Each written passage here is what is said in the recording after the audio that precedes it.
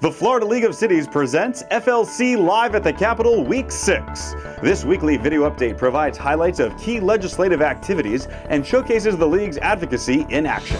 City officials from Chattahoochee came to Tallahassee to meet with legislators and advocate on behalf of their cities and the League's legislative agenda. The Florida League of Cities thanks each of them for their advocacy efforts. Florida League of Cities that ensures that the citizens at the lowest level of government are always represented and got somebody looking out for the interests of the people. The government that's closest to the people is our city and county governments, and the Florida League of Cities is really somebody who looks out for that. Now, on to developing issues. Committee substitute for Senate Bill 458 by Senator Jeremy Ring and Senator Rob Bradley passed the full Senate, while the House companion, Committee Substitute for House Bill 1399, is awaiting action by the House Appropriations Committee. Committee Substitute for Senate Bill 458 was amended by Senator Miguel Diaz de la Portilla and Senator Jack Latvala to prohibit cities from negotiating police fire pension benefits that are lower than the benefit level that existed as of 1999 in each individual city. This is again the legislature dictating a pension benefit level for cities rather than allowing cities and police fire unions to collectively bargain pension benefit levels. Many cities provided unsustainably high pension benefit levels in 1999. To keep existing plans sustainable, sound, and secure for current and future police and fire, cities must have the flexibility to negotiate a sustainable benefit level. The bill, as passed, prevents this from occurring. The bill also removes from law the statutory basis for the current Department of Management Services interpretation on the use of insurance premium tax revenues. The current DMS interpretation provides cities and police fire unions for the first time since 1999 with the needed flexibility to collectively bargain pension benefit levels and use of insurance premium tax revenues for these benefits.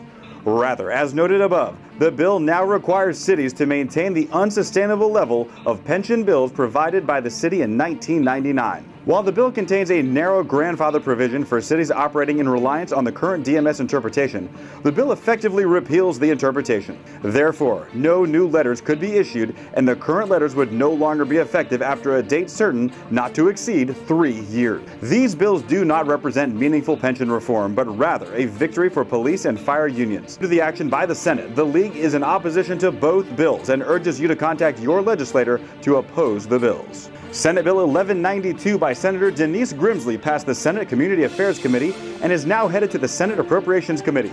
This bill, which the League opposes, preempts the regulation of licensure, activity, and operation of pain management clinics to the state and prohibits cities from imposing a levy, charge, or fee other than the local business tax on pain management clinics by local governments. The League supports its companion bill, Committee Substitute for House Bill 831 by Representative Mike Fasano, which does not erode home rule authority with respect to the regulation of pain management clinic. Committee Substitute for House Bill 831 passed the House Health and Human Services Committee and is now awaiting action by the full House. Committee Substitute for Senate Bill 316 by Senator Nancy Dietert passed the Senate Appropriations Committee on Finance and Tax and is now in the Senate Appropriations Committee. The League supports this bill, which creates 2 new situations where out-of-state retailers that conduct business over the internet would be required to collect and remit Florida sales tax on sales made to Florida residents. The bill amends Florida law to require out-of-state vendors that conduct business over the internet to collect and remit Florida sales tax on sales made to Florida customers. 2 bills supported by the League, Committee Substitute for House Bill 537 by Representative George Moraitis and Committee Substitute for Senate Bill 528 by Senator Wilton Simpson, that make revisions to the Community Planning Act provision addressing the Yankeetown lawsuit saw significant movement during Week 6. This legislation allows cities such as Yankeetown that had specific initiative and referendum language for comprehensive plan amendments in their charter before June 1st, 2011 to remain in place. Committee Substitute for House Bill 537 passed the full House, while the Senate companion, Committee Substitute for Senate Bill 528, passed the Commerce and Tourism Committee. The Florida Department of Transportation Comprehensive Agency Bill, Committee Substitute for Senate Bill 1132 by Senator Jeff Brandes, passed the Senate Appropriations Committee on Finance and Tax and is now in the Senate Appropriations Committee. 3 provisions were of particular concern to municipalities, allowing the DOT to conduct ancillary development in state-owned rail corridors that does not have to comply with local comp plans and regulations, requiring local governments to take potential noise from limited access roadways into account in their land use plans, or pay 50% of the cost of constructing any necessary noise walls, requiring local governments to remit 50% of the revenue from fees collected from parking meters on state roads. All three provisions were removed from the Senate version. In the House bill, the rail development and noise wall provisions were removed. The League will continue to watch this bill. The League encourages cities to adopt a resolution supporting common sense pension reform that safeguard local pensions and protect taxpayers. Draft resolutions are available on the League's website in the Pension Reform Toolkit.